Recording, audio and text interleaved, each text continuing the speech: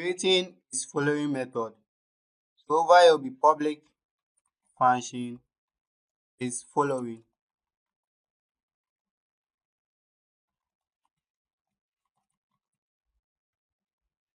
Now we need to get the user ID. So we'll get the user ID from the session. So over here will be, we'll check and see whether the session is being set. So if it's set, $_session, then user ID. Then we'll store the user ID inside a variable called user ID. So $user_ID is equal to $_session and user_ID. Then over here we'll use prepare statement. Then we'll check and see whether the user is following the other person. So over here will be $statement is equal to $this all notation PDO all notation prepare. So we are going to select receiver. So select receiver from follow,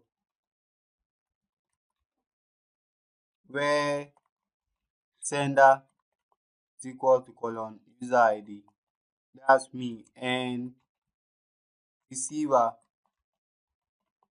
is equal to colon get, which is this one, parameter being passed here, the other person. And over I will limit it to 1. This one will limit 1 in semicolon. Then over here will be $statement all notation execute. Then this one will be our array. This one will be colon user ID. Then this one will be $user ID. Then comma again, then colon get. Then we have $get. Then over will be semicolon. Then we'll check and see whether we are getting something or not. If it's not empty, meaning that the row count is not empty. So over here will be if statement. $statement our notation row count. If row count is not equal to 0 or 2 vertical pipe, $statement our notation row count is not equal to now.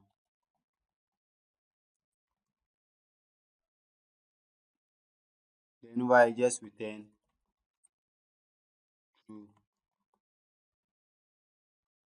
Else if $statement our notation row count is triple equal to 0. So if row count is triple, then return false. So over here, what we are trying to do is that we are checking to see whether the session is being set. If the session is being set, store the user session inside a variable called user_ID. Then over here, I'm selecting receiver from follow, where sender over here is the session ID, that's the person who just log in. And receiver over here is just the parameter we are getting over here, which is this one. Then over here, we'll limit it to what? 1. Then over here, we'll execute it. Then over here, we'll check and see whether the row count is not empty. But it's not empty means that it's greater than 0. So if it's greater than 0, or it's not now, then return true, else return false.